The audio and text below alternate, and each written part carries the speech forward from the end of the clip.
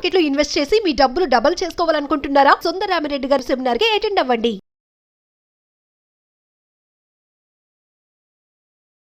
నమస్తే సార్. నమస్తే.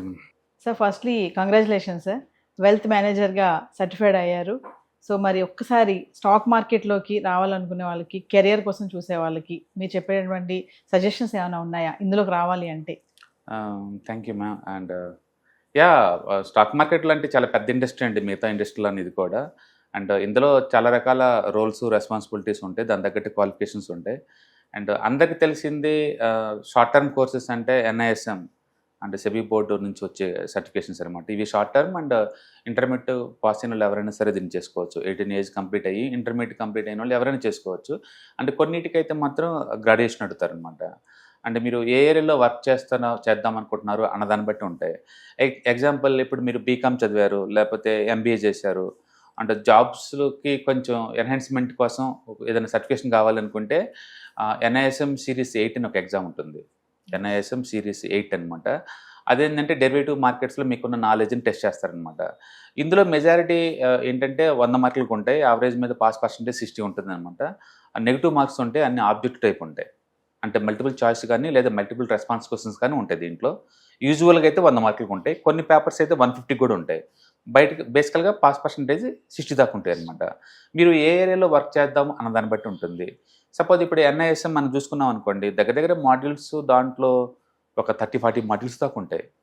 ఎగ్జాక్ట్లీ ఎక్కడ వర్క్ చేద్దాం అన్న దాన్ని బట్టి. ఫర్ ఎగ్జాంపుల్, నేను మ్యూచువల్ ఫండ్ని డిస్ట్రిబ్యూట్ చేద్దాం అనుకుంటున్నాను. మీకు MFD ఎగ్జామ్ పాస్ అవ్వాలి. మ్యూచువల్ ఫండ్ డిస్ట్రిబ్యూటర్ VA అని ఒక ఎగ్జామ్ ఉంటుంది, ఆ ఎగ్జామ్ పాస్ అవ్వాలి. నేను అలా కాదు, రీసెర్చ్ అనలిస్ట్ లాగా వర్క్ చేద్దాం అనుకుంటున్నాను. రీసెర్చ్ అనలిస్ట్ అంటే కంపెనీలో రీసెర్చ్ చేసేసి మన అనాలిసిస్ రిపోర్ట్ ఇస్తాం అనమాట. బుల్ సినారీలో ఇంత రేట్ ఉంటుంది, బేర్ సినారీలో ఇంత ఉంటుంది, స్టడీ మార్కెట్లో ఈ రేట్ ఇంత ఉండొచ్చు, ఎందుకంటే ఈ వాల్యుయేషన్ ప్రకారం అని చెప్పడానికి అనమాట. దాన్ని మనం రీసెర్చ్ అనలిస్ట్ అంటాం. ఆ ఎగ్జామ్ రాసుకోవచ్చు. అంటే investment advisor level 1, level 2 2 exams ఉంటాయి అనమాట. అవి పాస్ అయ్యారనుకోండి, ఒక పర్సనల్ ఫినాన్స్ సంబంధించిన వాటికి మీరు అడ్వైజ్ చేయొచ్చు. ఒక పర్సన్కి గోల్ ఓరియంటెడ్గా వెల్త్ ఎలా క్రియేట్ చేయాలో, వాళ్ళకి ఇన్సూరెన్స్ రిక్వైర్మెంట్స్ అండ్ అసెట్ మేనేజ్మెంట్లో ఉన్న ఇది అన్నిటి కలిపి మన గోల్ ఓరియంటెడ్గా మనం వాళ్ళకి పర్సనల్ ఫైనాన్స్ డిజైన్ చేసుకోవచ్చు అనమాట. వాళ్ళు రిస్క్ ప్రొఫైల్ బేస్గా తీసుకొని దానికి ఇన్వెస్ట్మెంట్ అడ్వైజర్ లెవెల్ 1, లెవెల్ 2 ఉంటాయి. అలాగే మీరు స్టాక్ సబ్ బ్రోకర్గా వర్క్ చేద్దాం అనుకున్నారు అనుకోండి, దానికైతే ఎలాంటి సర్టిఫికేషన్ అవసరం లేకుండా ఏదైనా ఒక సర్టిఫికేట్ చేయండి. మీకు తెలిసిన బ్రోకరేజ్ వాళ్ళని రిక్వెస్ట్ చేస్తే వాళ్ళు లైసెన్స్ కనుక ఇస్తే మీరు సబ్ బ్రోకర్ పెట్టుకోవచ్చు. అట్లా NISM సర్టిఫికేషన్ ద్వారా విత్ ఇన్ ద 1 or 2 monthsలోనే ఈ కోర్సులు అయిపోతాయి. ఎందుకంటే మన షార్ట్ టర్మ్ కోర్సులు కదా, మీరు జాబ్ చేసుకోవచ్చు. కాకపోతే ఇవన్నీ మార్కెటింగ్ జాబులు, గుర్తుపెట్టుకోండి. అందుకని మీరు మార్కెటింగ్ స్కిల్ ఉంటేనే దీంట్లో ఇక్కడ చేయాలి. ఇంట్లో కూర్చుంటే రావు కదా, క్లయింట్స్ రారు కదా. అందుకని ఇవన్నీ కూడా మార్కెటింగ్ జాబ్స్ టైప్ అనమాట. కాబట్టి ఇండియాలో NISM రూల్స్ ప్రకారం ఏంటంటే మీరు ఒక జాబే చేసుకోవాలి. సపోజ్ నేను మ్యూచువల్ ఫండ్ డిస్ట్రిబ్యూటర్ అనుకోండి, మీరు రీసెర్చ్ అనలిస్ట్గా వర్క్ చేయడం కుదరదు, మీరు సబ్ బ్రోకర్లో వర్క్ చేయడం కుదరదు. అంటే ప్రొడక్ట్స్ అయితే స్టాక్స్ని డిస్ట్రిబ్యూట్ చేస్తేనేమో sub broker, mutual fund distribute చేస్తేనే మ్యూచువల్ ఫండ్ డిస్ట్రిబ్యూటర్, రెండింటిలో ఒకటే తీసుకోవాలి, రెండు కుదరదు. అలాగే అడ్వైజ్ చేసేటప్పుడు కూడా పర్సనల్ ఫైనాన్సా లేకపోతే స్టాక్ అడ్వైజ్ చేస్తారా, ఏదైనా ఒకటే. మొత్తం మీద 4 రోల్స్ మీద ఒక రోలే చేస్తారు. కాబట్టి షార్ట్ టర్మ్ కోర్సులో మీరు ఎవరైనా డిగ్రీ పాస్ అయ్యి ఉండి, జనరల్గా ఇంటర్మీడియట్ లేదా డిగ్రీ పాస్ అయ్యి ఉండి, ఈ 4 ఏదో ఒక కోర్సులు చేసిన వాళ్ళు సెబీ దగ్గర రిజిస్ట్రేషన్ చేయించుకొని మీరు అది బిగిన్ చేసుకోవచ్చు. అదొకటి. రెండోది, నాకు అలా కాదు, కొంచెం కెరీర్లా కావాలి, నాకు కెరీర్లా కావాలి అనుకున్నప్పుడు అప్పుడేంటంటే ఇప్పుడు వెల్త్ మేనేజ్మెంట్ అలాంటి కోర్సులు చేసుకోవచ్చు. చాలా మాడ్యూల్స్ అని చెప్పాను కదా అట్లా.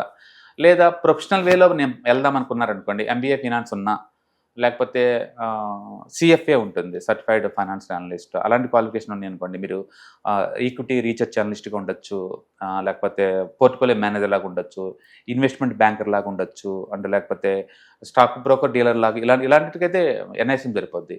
ఇట్లా మీరు వీటిలో కూడా ఉండొచ్చు. కాబట్టి మీరు ఏ ఏరియాలో వర్క్ చేస్తున్నారని దాన్ని బట్టేసి ఉంటుంది.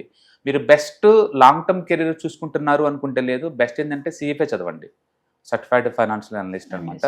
అది 3 లెవెల్స్ ఉంటాయి, level 1, level 2, level 3. 3 levels clear అయిపోయిన తర్వాత మెజారిటీ ఇండియన్ మ్యూచువల్ ఫండ్స్ కానీ, లేదా అసెట్ మేనేజ్మెంట్ కంపెనీస్ కానీ, లేకపోతే PMS సర్వీస్ కానీ, వాళ్ళ క్వాలిఫికేషన్ ఇదే ఉంటుందన్నమాట.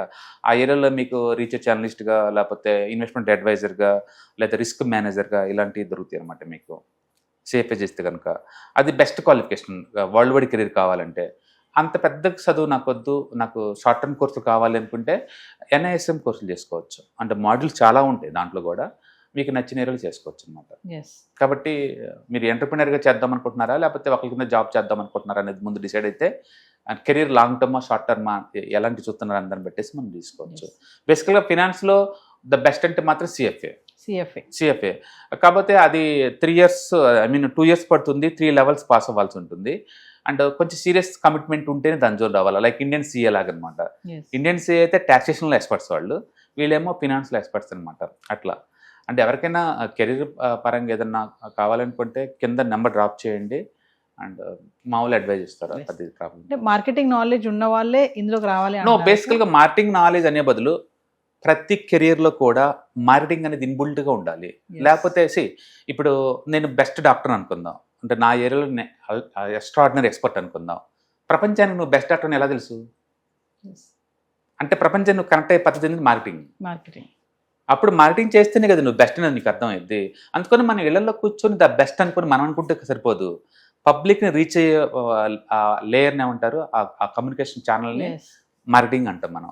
అది సోషల్ మీడియా కావచ్చు, లేదా యాడ్స్ కావచ్చు, లేదా రేడియో, టీవీ, ఇంటర్నెట్, ఏ మీడియానే ఉండొచ్చు. మొత్తంకైతే పబ్లిక్ కనెక్ట్ అయ్యే కమ్యూనికేషన్ మనం మార్కెటింగ్ అంటారు. మార్కెటింగ్ లేకపోతే నువ్వు దాన్ని ఏం చేయలేవు.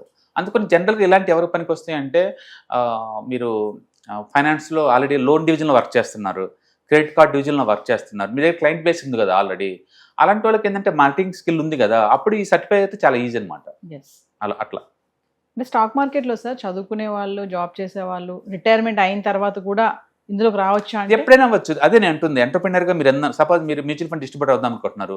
Age doesn't matter. మీరు ఇంటర్మీడియట్ క్వాలిఫికేషన్ నుండి ఎగ్జామ్ పాస్ చాలు, ఏ ఏజ్ వాళ్ళని చేయొచ్చు. చాలా మంది రిటైర్మెంట్ బ్యాంకర్లు కూడా చేస్తారు. అది టైం పాస్ అవుతుంది, ప్లస్ 10 మంది హెల్ప్ అవుతుంది, ప్లస్ నీకు కూడా మనీ వస్తుంది కదా. అందుకని ఎంటర్‌ప్రెన్యూర్‌గా చేసుకోవచ్చు. బట్ నాకు అలాగా జాబ్లా కావాలి, మ్యూచువల్ ఫండ్ కంపెనీలో నాకు జాబ్లా కావాలనుకోండి, అప్పుడు ఏజ్ కదా, ఏజ్ డజ్ మ్యాటర్ కదా. అప్పుడు ఎంగేజ్లో చూసుకోవాలి మీరు. 25 to 35 ఏజ్ లోపు ఉన్నోళ్ళు మనం క్వాలిఫికేషన్ అయిన తర్వాత మ్యూచువల్ ఫండ్ ఇండస్ట్రీకి అప్లై చేసుకుంటే మనకు జాబ్ వచ్చే ఛాన్స్ ఎక్కువ ఉందన్నమాట. అట్లా జాబ్ కావాలంటే మాత్రం సర్టన్ ఏజ్ కంపల్సరీ.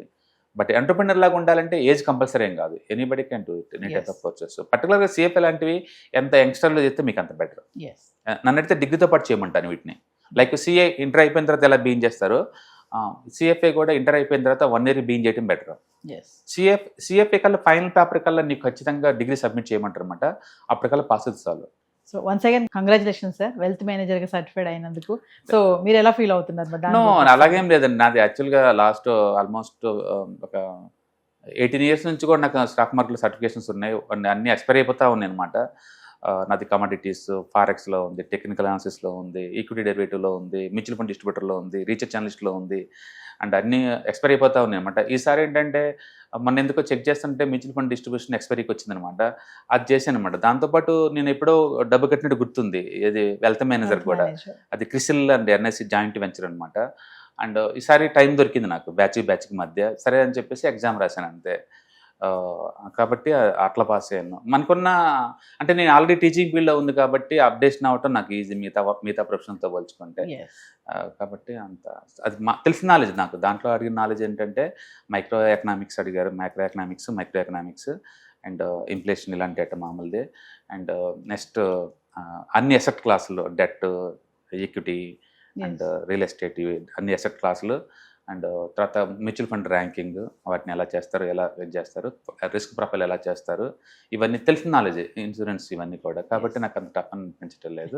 కాకపోతే దాంట్లో వాళ్ళు అడిగే క్వశ్చన్లు ఏంటంటే మల్టిపుల్ రెస్పాన్స్ క్వశ్చన్లు అడుగుతుంటారు. మల్టిపుల్ రెస్పాన్స్ ఏంటంటే ఏబిసిడి ఇచ్చినప్పుడు అందులో 2-3 కరెక్ట్ ఉండొచ్చు అనమాట. ఆ 3 పెట్టాల్సి ఉంటుంది మీకు. అలా కొంచెం ట్రిక్గా ఉంటుందని తప్ప అదర్వైజ్ ఓకే అనమాట. ఒకవేళ మీరు ఎన్ఐఎస్ మొత్తంలో ఏదన్నా టఫ్గా ఉండే పేపర్ అంటే నేను అనుకోవటం ఏంటంటే ఇన్వెస్ట్మెంట్ అడ్వైజర్ లెవెల్ 1, లెవెల్ 2 ఆ 2 కొంచెం టఫ్గా ఉంటుంది. ఎక్కువ ఎక్సెల్ షీట్ మీద వర్క్ చేయాల్సి ఉంటుంది కాబట్టి. బట్ అదర్వైజ్ మిగతా ఎగ్జామ్స్ అన్నీ నార్మల్గానే ఉంటాయి. బట్ మీకు కెరీర్ సీరియస్గా ఉండాలంటే మాత్రం దెన్ గో ఫర్ సిఎఫ్ఏ అని చెప్తాను నేను. కొంచెం సీరియస్గా కెరీర్ నెక్స్ట్ లెవెల్, ఇంటర్నేషనల్ లెవెల్లో తీసుకెళ్ళాలనుకుంటే. బట్ నార్మల్ పర్సన్స్కి అయితే ఇవి సరిపోతాయి. అది మీరు అంటే ఏది తీసుకున్నా సరే ఇండియాలో వరకు సెబీ దగ్గర రిజిస్ట్రేషన్ చేసుకుంటేనే మీరు ఆ బిజినెస్ బిగిన్ చేస్తారనమాట. Thank you sir. Hi, 1 day classroom ఎన్విరాన్మెంట్లో ఆఫ్లైన్ వెబినార్ జరగబోతుంది. అండ్ ఇంట్రెస్ట్ ఉన్న పార్టిసిపెంట్స్ ఈ కింద స్క్రోల్ అవుతున్న నెంబర్కి రింగ్ చేసుకొని సీట్ బుక్ చేసుకోండి. దీంట్లో ETFs, index funds and mutual funds మీద completely and hand folding experience మీకు ప్రొవైడ్ చేయబడుతుంది. దీని ద్వారా ఏంటంటే మనం ఎసెట్స్ని స్టాక్ మార్కెట్లో ఎలా మేనేజ్ చేసుకోవాలి, ఎలా గ్రో చేసుకోవాలి, ఎలా ప్రొటెక్ట్ చేసుకోవాలో అంటే ప్రాక్టికల్గా నేర్చుకుంటారు. కాబట్టి ఇంట్రెస్ట్ ఉన్న పార్టిసిపెంట్స్ కింద స్క్రోల్ అవుతున్న నెంబర్కి పింగ్ చేసి సీటు రిజర్వ్ చేసుకోండి. Thank you.